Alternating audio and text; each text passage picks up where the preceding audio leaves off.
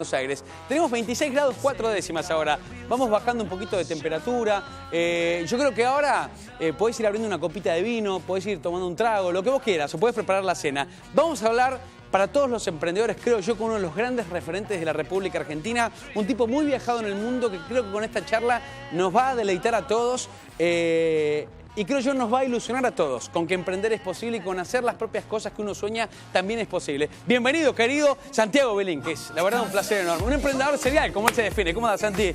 ¿Todo bien? ¿Todo tranquilo? Gracias por haber venido. No, gracias por la invitación. Qué grande, Estamos charlando acá hace un ratito. Programón de sábado. Programón de sábado. Menos mal que te acompañó tu mujer, digo, para certificar que estamos saliendo al aire en este momento. Usted se porta bien, Belín, ¿no? Bastante bien. Bastante bien. Bueno. Si no, cualquier cosa lo chequeamos acá de otra forma. Bueno, estamos en vivo y digo, leerte a vos es leer, creo, la inspiración para muchos de los jóvenes que hoy quieren emprender, tener su caso de éxito, tener alguna locura. Te definís como un emprendedor serial. Y quizá en la Argentina hay una corriente de emprendedores, o se empieza a llamar emprendedores, en estos últimos años. Pero vos sos de esos de los que empezaron desde el principio. ¿Cómo comenzó tu locura? Mira, cuando yo estaba terminando la facultad, Sí. comienzos de los 90, Sí. la idea de ser emprendedor no existía. Ni siquiera el nombre de la ni jerga. el nombre, Claro. ni tampoco se estudia. Hoy en día casi que cualquier carrera que estudies en la universidad tenés una materia de emprendimiento, una cátedra de emprendimiento, competencias de planes de negocio. En ese momento, la verdad que la universidad te preparaba para tratar de tener el mejor currículum posible, salir a buscar empleo y conseguir, ojalá, Chao. un buen laburo. Sí. Por alguna razón, junto con un amigo, en ese momento se nos ocurrió que nosotros no queríamos salir a buscar laburo, que queríamos arrancar algo desde cero. No sé de dónde nos vino la idea. ¿Con quién fue eso? ¿Con Andy Freire? Con Andy fue? Freire. Bueno, le mandamos un abrazo, que hoy está en el gobierno de la Ciudad de Buenos Aires también, ¿no? En desarrollo, innovación. Innovación, Sí. Modernización y Sí. desarrollo, creo que se llama. Lo vamos a invitar acá a que venga Andy Freire. Quiero que venga acá a charlar con Dale. nosotros. Y con Andy hicimos toda la carrera juntos, ¿viste? Preparábamos los finales juntos. Y cuando estábamos por recibirnos se nos ocurrió esta locura de que queríamos fundar una empresa. Y empezamos a buscar ideas, nos juntábamos a tirar. Esto lo que a con cada uno se 20 y le pico ocurría. años, digo, que tiene 23 años. 23 años ya quería fundar tu primera empresa. Sí. En una época, digo, para que pensemos todos que no se hablaba de eso. Habíamos tenido Sí. todos una primera experiencia que fue fundar una ONG. Fundamos una ONG que se llamaba Iniciativa. Sí. Yo no estuve entre los primeros, pero fuimos, digamos, desde muy chiquitita a hacer una ONG que tenía 400 voluntarios en todo el país. Una movida bastante grande que de alguna manera fue la primera vez que tomé contacto con cómo se podía llevar de una idea a una organización. En este caso no era una organización empresaria, pero fue un emprendimiento social. Y así, de esta búsqueda de querer arrancar algo, nació nuestro primer emprendimiento, que fue Officenet, una empresa que nació allá por el año 97. ¿Fue la primera gran empresa de la época de Internet en Argentina? Es que es pre-internet en realidad. Bueno, año pre-internet. sí. En el momento que Officenet empezó, conectarte a internet por banda ancha valía $32.000 por mes. Había un solo proveedor que se llamaba Startel y te daba 64K por $32.000. Entonces nadie tenía internet. Lo único que existía era el dial-up, no sé si te acordás que te contaba. Claro, exactamente. El teléfono, que pará, si te agarraba en tu casa te quedaba ocupado. Digo, tenés que decir en un momento, bueno, que no me llame nadie y tengo que usar internet. Un quilombo. O que tengas una línea diferente. Andaba muy mal. Cada cosa que querías cargar una página, ponías cargar, te ibas un rato, te cebabas un mate, volvías y ahí había cargado. Así que en ese contexto empezamos. Nosotros, Officenet tuvo una página web desde el día 1, pero nadie compraba por internet en ese momento. Entonces, Officenet tenía un call center muy grande, donde tenías un montón de operadores telefónicos recibiendo las llamadas de los clientes que hacían sus pedidos. Y es muy divertido porque si vos mirás nuestro plan inicial, nosotros nunca habíamos tenido un solo empleado a cargo, no habíamos sido jefes de nadie. Y si vos mirabas el plan, decía que después de un año íbamos a tener 100 empleados. Y claro, son como esas inconsciencias juveniles que vos decís, bueno, claro, quizá la propia edad te lleva. Si se cumple, va a ser un lindo problema de tener, porque hoy en día arrancamos con una oficinita así, donde no entraban los 100 ni mucho menos. Y a los pocos meses, de hecho me acuerdo de la primera fiesta de fin de año, justo para esta época, hicimos la fiesta de fin de año de la empresa y había 100 personas y era una cosa, como una sensación de vértigo muy grande. En solo un año. Un poco menos, porque la empresa lanzó en mayo. En un poquito más de medio año habíamos ido de 0 a 100 empleados. Y de hecho, ya al año siguiente pasó algo divertido, ya que me acompañó mi esposa hoy. Estábamos llegando a la fiesta de fin de año del segundo año y nos cruzamos con dos personas, era con parejas y nos cruzamos con dos personas que me saludan afectuosamente y ella me dice, ¿cuál de los dos trabaja en Officenet? Digo, ni idea. O sea, ya había pasado de una dimensión de que éramos dos amigos, empezamos en mi casa, a una empresa donde, digo, 100, el Mundial 98, que la empresa tenía un año, a no conocer prácticamente lo que estaba. Toda la empresa entraba en una sala a ver los partidos. Y ya un año después, viste, había gente que yo no sabía ni quién era. Fue muy vertiginoso, fue muy divertido. Sí. Tuvo momentos, por supuesto, ser emprendedor es una montaña rusa. Eso te quería preguntar, porque del otro lado, yo sé que hay muchísimos chicos que hoy, gracias a las nuevas tecnologías, creo yo, se igualan muchas cuestiones. Aquel que tenga el acceso a esa tecnología puede llegar a crear y las diferencias se radican en los talentos y en las ideas para poder inventar o para poder crear cosas. Pero ser emprendedor en la Argentina siempre tiene esa cosa quizás hasta un poquito más vertiginosa respecto a otros lugares en el mundo, que es la cuestión coyuntural. No sé, la cuestión política, la cuestión económica. No es sencillo invertir o juntar un capital de afuera. ¿Cómo arrancamos? Mira, es tal cual vos lo decís, sí, ¿no? Office.net arrancó en el año 97, en el 98 viene la crisis rusa, que todavía Argentina no lo había pegado mucho, en el 99 viene la crisis brasilera, el efecto caipiriña, y ya empieza todo el despelote que terminó en la debacle de 2001. O sea que Office.net nació y ya un minuto después teníamos a todo pateando en contra, un vendaval de frente. Pero yo qué sé, lo lindo de la historia de Office.net es que muestra que dos pibes con ganas y sin ningún talento, sin ninguna gran experiencia, fuera de lo común, ni tampoco plata para empezar, ni una red de contactos demasiado particular, pudimos arrancar. Hoy en día además es mucho más fácil, porque en ese momento, o sea, Internet es una herramienta espectacular para emprender. Nosotros, para saber si Office.net iba a funcionar o no, tuvimos que hacer Office.net y probar si funcionaba. Hoy en día la mayoría de las cosas vos la probás con una página web que por ahí programarla te toma 2 semanas, tiene un pequeño costo económico, pero comparado a armar una empresa, claro, pero ya hay herramientas un depósito que te ayudan, de 14.000 metros cuadrados, estanterías, cientos de proveedores, miles de productos. Todo eso hicimos en Office.net antes siquiera de haber hecho la primera Fue el comienzo venta. de lo que hoy la gente conoce como, bueno, puedes decir, Mercado Libre, eBay, Amazon. Digo, ¿fue ese tipo de ideas iniciales? ¿Soñabas con ese tipo de cosas? Mira, nosotros empezamos justo antes, de hecho es divertido. Cuando vuelve Marcos Galperín y Hernán Casá era compañero mío de la secundaria, uno de los dos fundadores de Mercado Libre. Cuando vuelven Marcos y Hernán de Stanford, donde estaban estudiando, nosotros ya habíamos empezado, entonces nos vienen a ver a la oficina y nos cuentan que estaban pensando armar una empresa como eBay en la Argentina. Y bueno, después cómo siguió ya es bien sabido, ¿no? Ahora, yo sé que en el mundo los emprendedores argentinos siempre están bien vistos por la cuestión creativa. El argentino es de arreglarse con el famoso alambre, atando alambres y generando cosas realmente magníficas. Pero hoy en día digo que el acceso a las nuevas tecnologías o los teléfonos móviles, las computadoras, este mismo celular lo puede tener cualquier persona en Tokio, en Estados Unidos, en Canadá, y tenemos la misma posibilidad de generar diferentes productos o diferentes ideas en base al mismo dispositivo. ¿Cómo nos ves parado frente al mundo como una capacidad emprendedora? Mira, los argentinos son muy creativos. Yo creo que parte del efecto secundario de este contexto tan desafiante, las idas y vueltas económicas y todo, es que somos gente que se las rebusca. Igual yo creo que lo más importante como emprendedor es salir de esa cosa de lo atamos con alambre y empezar a poner la cabeza en cómo haces nudos, ¿viste? Los que saben hacer nudos, que hacen nudos que no se desarman. Claro, sí, tal cual. Si en algo acertamos con Andy en Office.net, es que queríamos hacer una empresa, que teníamos el sueño de hacer una empresa muy grande.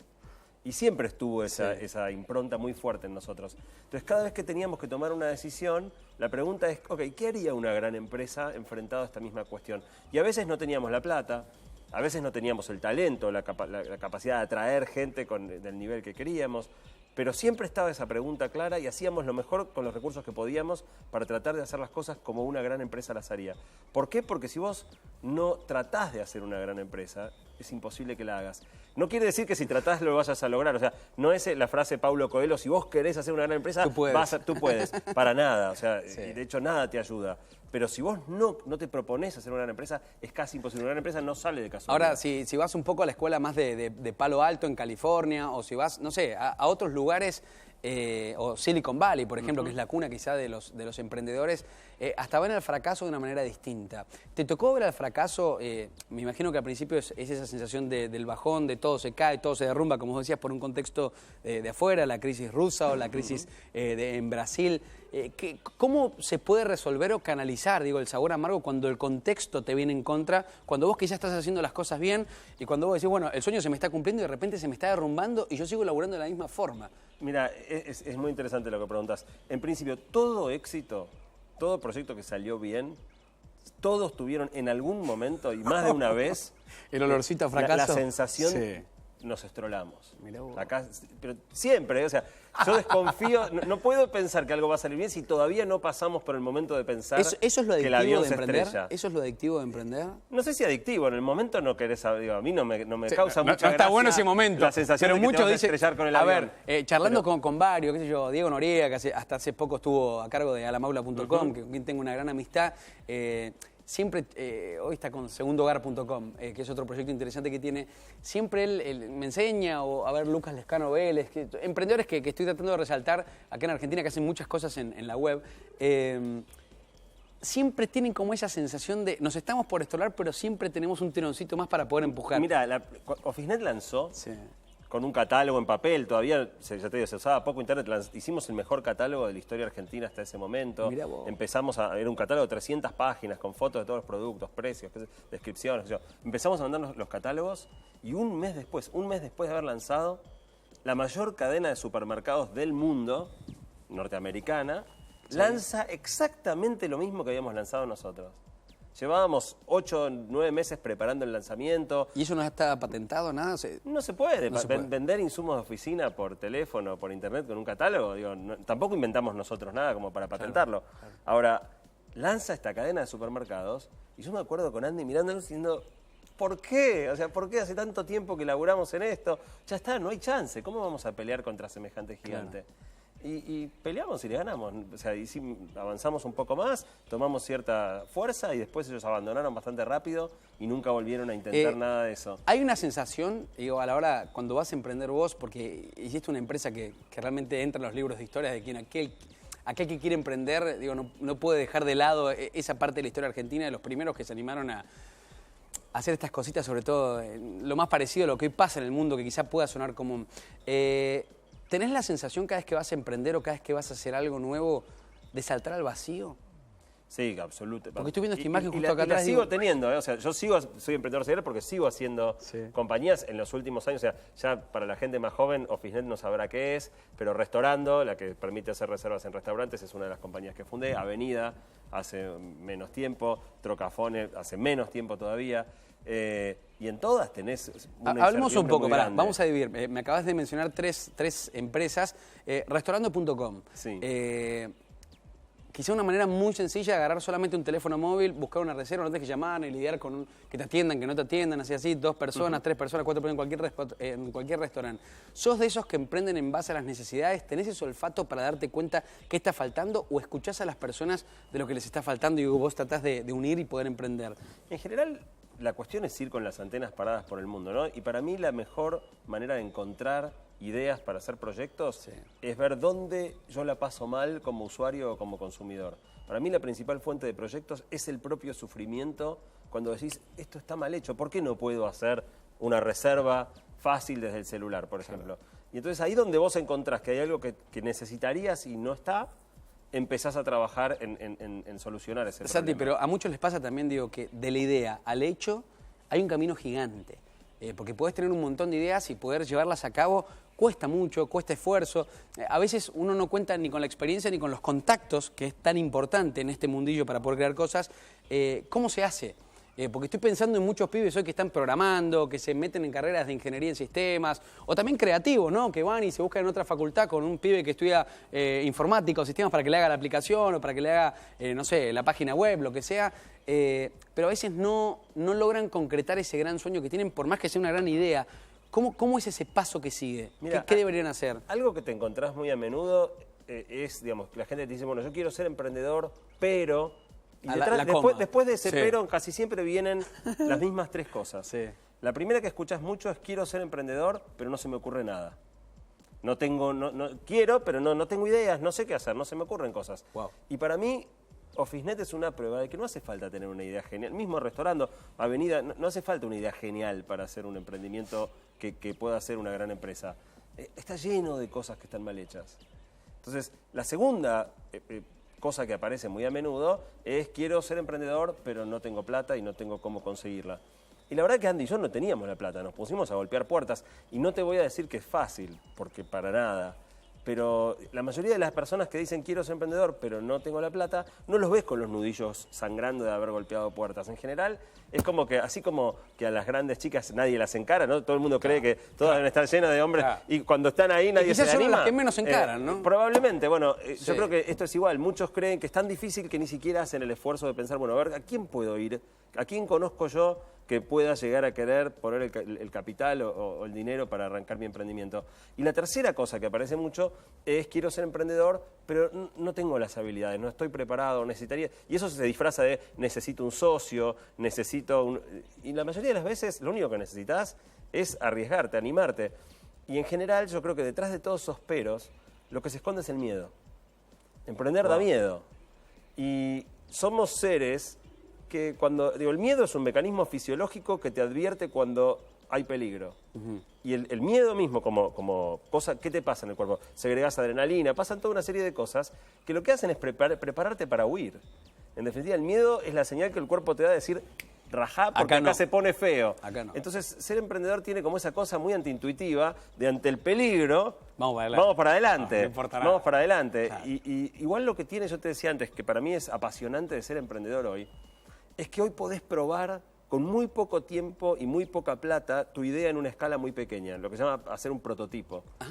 Y eso abrió el juego muchísimo. Entonces realmente todos estos peros cada vez tienen menos sentido, porque hoy no hace falta mucha plata, no hace falta mucho conocimiento y no hacen falta grandes ideas. Vamos al tema quizá de lo económico, que a mucha gente, por eso te decía en un principio en la charla, el tema del contexto argentino, ¿no? Quiero proyectarme o salir a competir al mundo con algo que quizá existe o lo quiero mejorar, que ya está la capacidad para poder mejorarlo.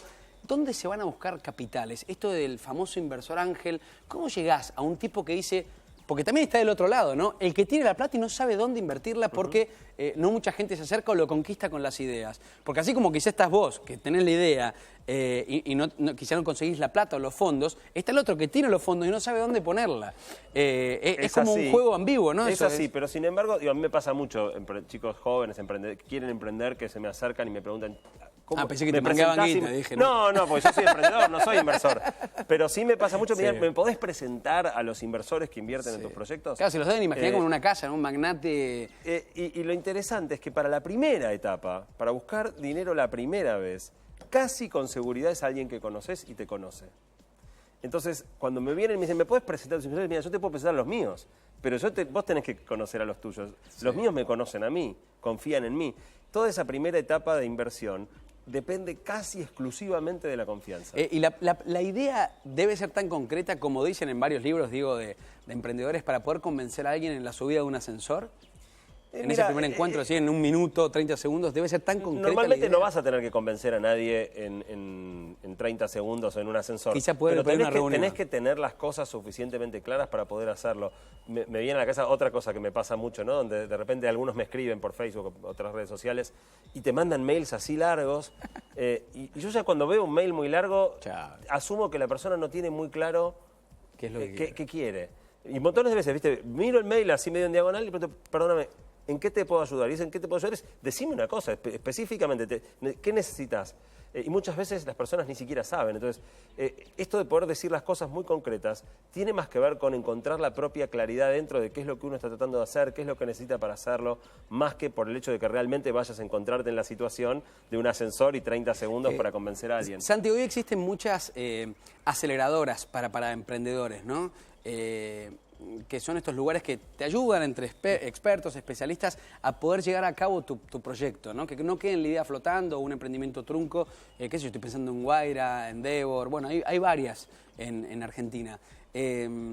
¿Recomendás, digo, llevar una idea, poder compartirla, poder meterte en eso? ¿Es un buen camino para emprender? Mira, el gran tema es que la mayoría de las incubadoras incuban de a grupos de 20 o 30 compañías. Con lo cual, lo que le pueden dar realmente a cada una es muy poco.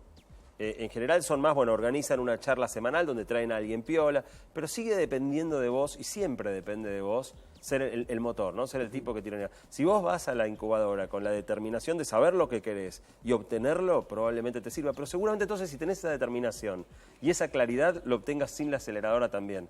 El que cree que la aceleradora le va a solucionar lo que no puede solucionar solo, no va a suceder. No sucede así. Está bárbaro. Es más, es muy peligroso porque como estás rodeado de un montón de otros emprendedores, muchos de ellos están perdidos como vos, en general termina con una sucesión infinita de cafecitos en Starbucks y ahí se acaba la...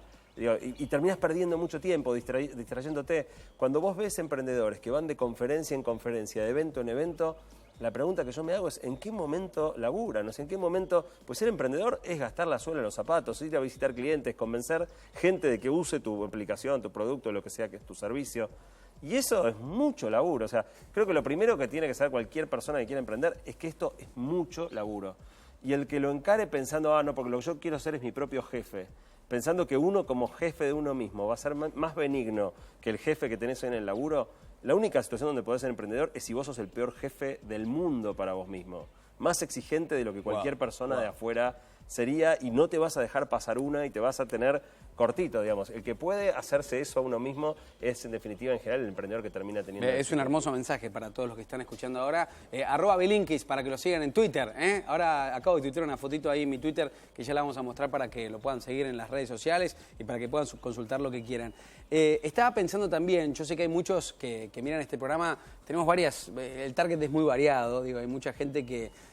Digo, ¿llega un momento que es tarde para emprender o siempre se puede llegar a emprender? Mira, el caso más lindo que conozco es un caso de un emprendedor chileno, se llama Félix Brunato, que arrancó su primer emprendimiento, que nunca había sido emprendedor en su vida, a los 74 años.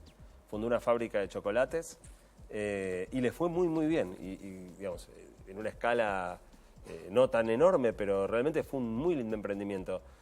Así que no hay una edad máxima. En definitiva...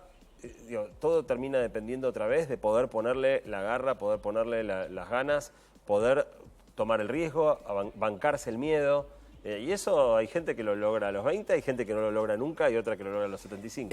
Charlábamos fuera de aire y hablamos también con tu mujer, digo, de tus nenes, de tu familia. Eso también es un gran emprendimiento personal, la familia. Es un gran emprendimiento que además en general lo haces en paralelo con los demás emprendimientos. Uno de los grandes desafíos de un emprendedor es poder balancear las prioridades, ¿no? Porque es muy fácil que el emprendimiento te consuma todo. El tiempo, te estoy hablando. Todo, es que el tiempo, la cabeza, cada minuto que estás despierto y a veces dormido. Y eso es muy peligroso en el balance que uno puede hacer de su vida. Hay ciertos momentos, yo fundé Officenet con Andy en el 97, me casé en el 98, tuve mi primer hijo en el 99.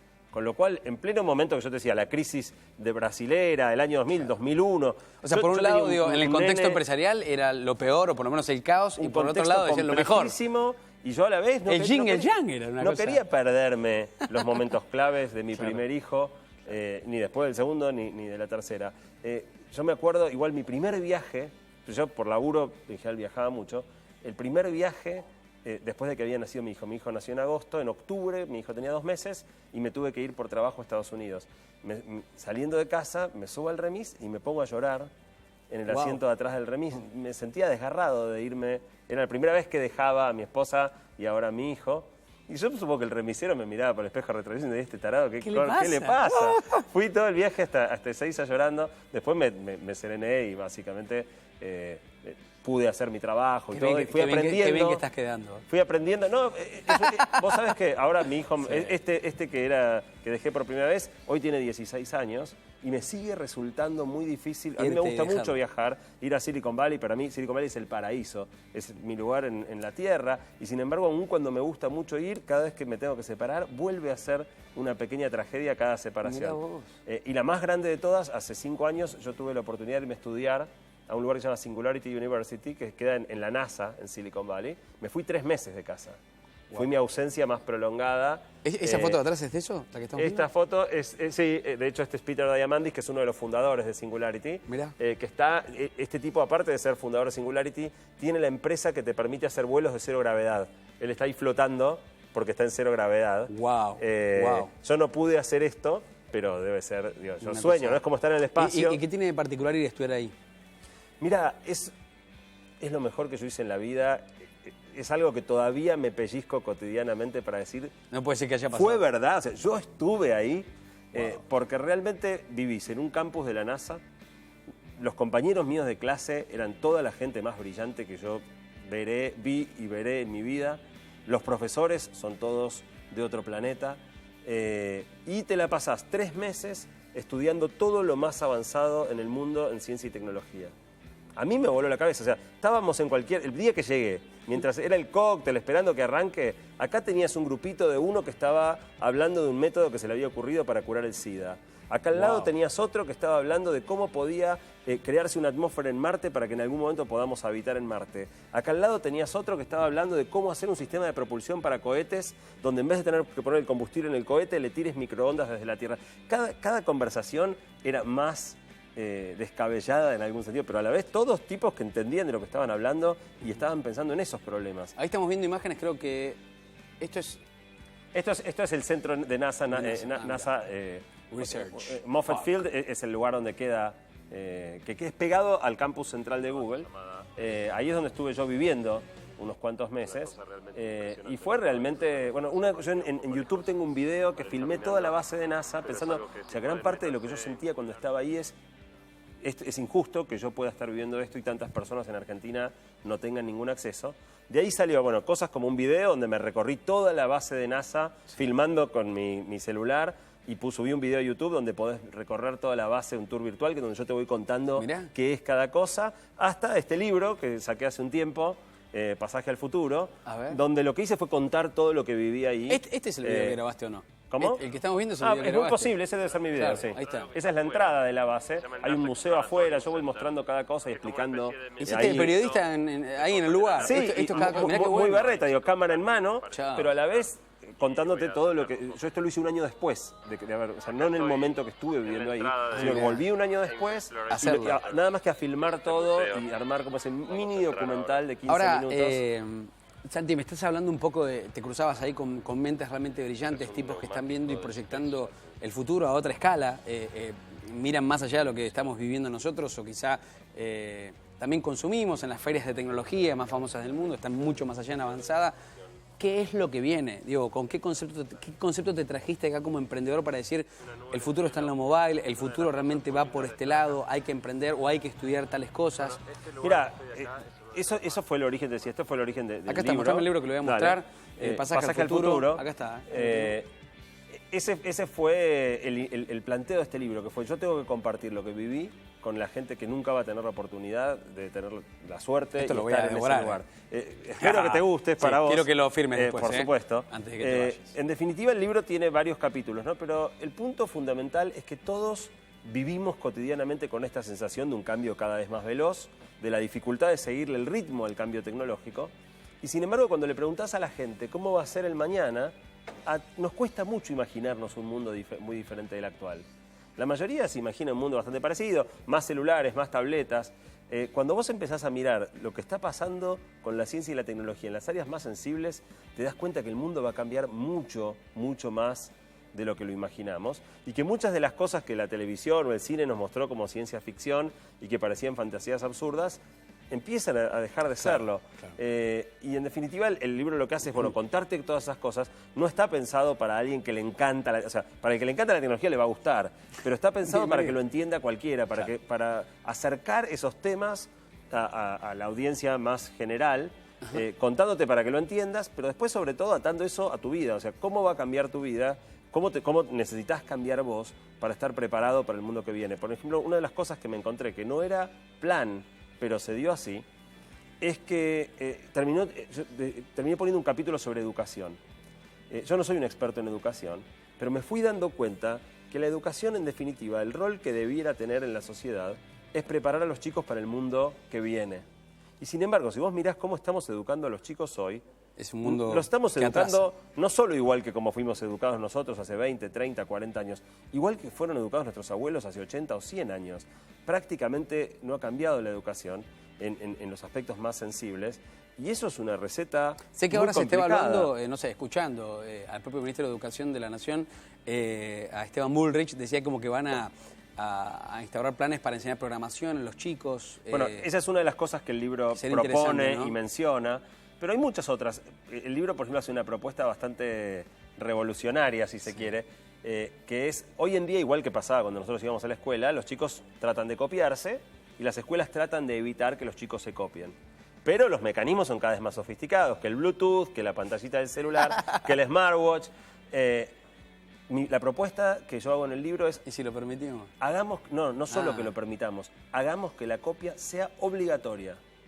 Es obligatorio copiarse, es decir, hagamos exámenes a computadora abierta, a internet abierto, y es obligatorio, en la respuesta que vos armes, tomar material de otros, dando crédito a la fuente. No se trata de afanar, hay que decir de dónde sacaste, qué sacaste, y eso te enseña a buscar información, B, a validar la calidad de la fuente, porque Internet está lleno de porquerías también. Entonces, si vos agarrás información del lugar equivocado, vas a bochar, pero no porque te copiaste, vas a bochar porque te copiaste del lugar equivocado. Claro.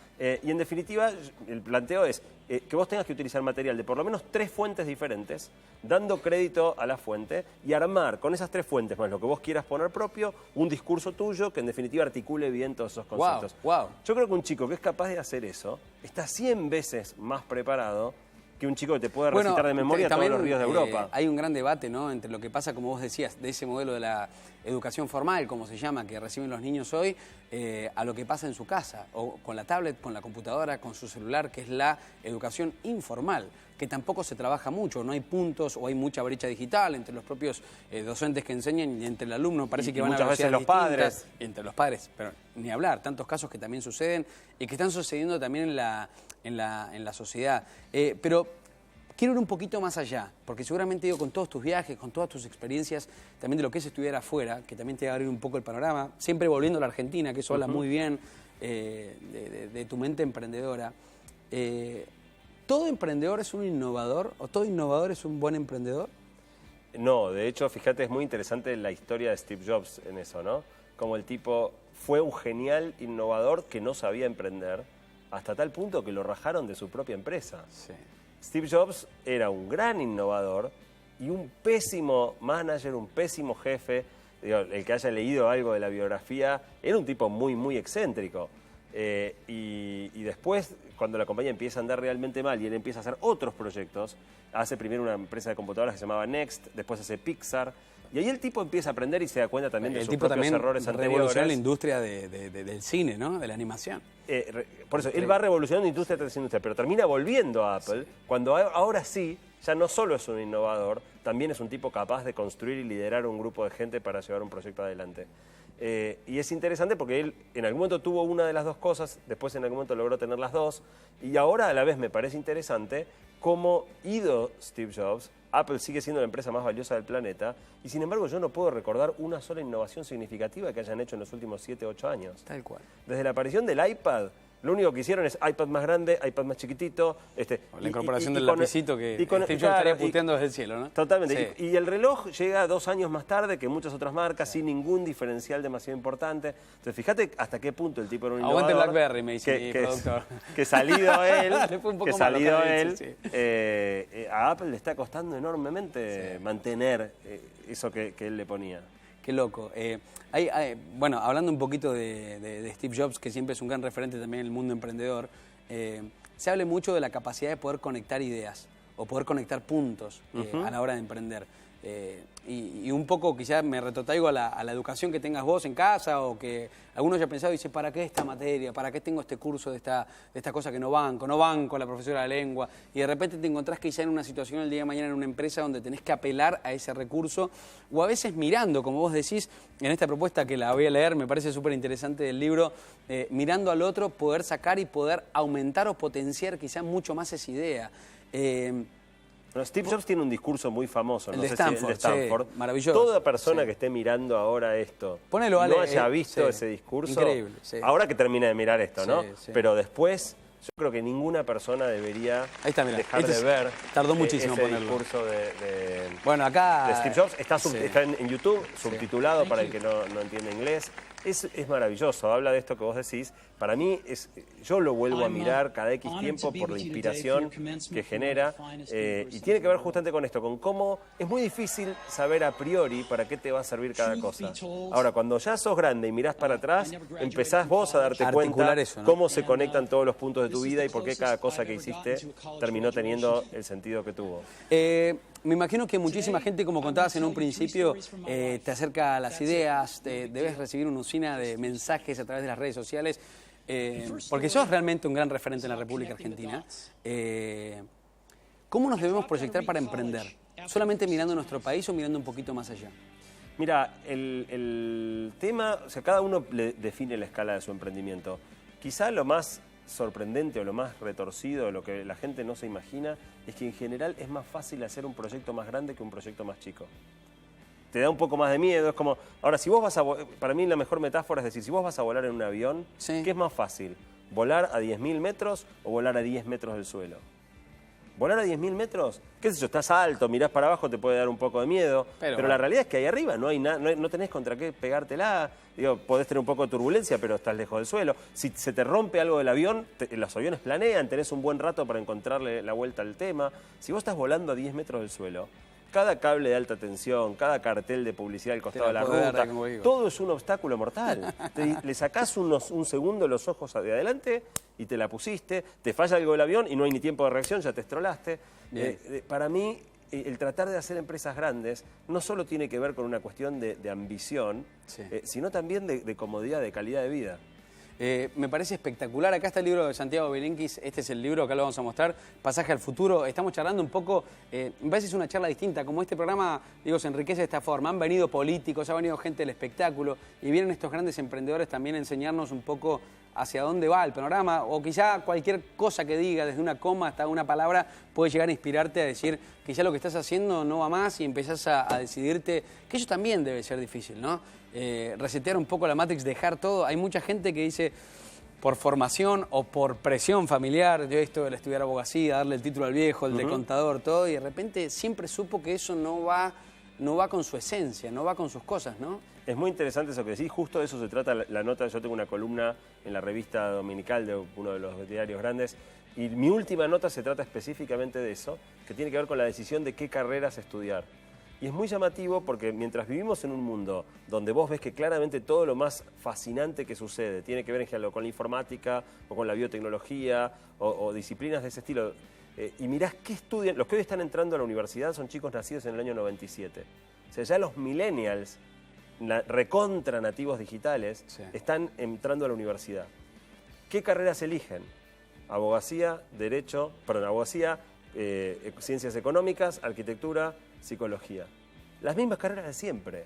Y vos decís, ¿cómo puede ser? ¿Por qué los chicos estos que son nativos digitales, se supone que nacieron con la tecnología desde el día uno? Bueno, tiene mucho que ver con eso, un poco con la presión familiar, un poco con la identificación, no solo por el lado negativo, sino con modelos familiares y profesiones del pasado. Sí. Pero es muy loco como los chicos de hoy no están eligiendo las carreras con más futuro. Y de nuevo, no necesariamente, aparte de que en general son las mejor pagas, ¿no? Pero no digo eso. Las carreras donde van a vivir y estar participando de los cambios más fascinantes de los próximos 20 años. Maravilloso. Quédate un ratito más, Santi, porque dale, esta charla me parece apasionante. Estamos disfrutando de una linda noche. Mirá quién ha venido. ¿Cómo anda mi amiga Estirpe? Bien, ¿Cómo estamos? ¿Bien? ¿Todo tranquilo? Bien, ¿Sí, todo bien? Sí. Bueno, vas a cocinar, tenemos que... ¿Qué tenemos hoy? No, te voy a hacer un traguito, sí, un espumante con... se llama Strawberry Estirpe. Ah, bueno, muy bien. Bueno, preparalo que lo vamos a tomar ahora. Bueno, dale, ahí lo voy haciendo. Perfecto. Sí. Y le agradezco a Marcelito de los Vinos Uxmal, que siempre me acompaña. Marcelo, muchas gracias. Acá estamos brindando con ustedes y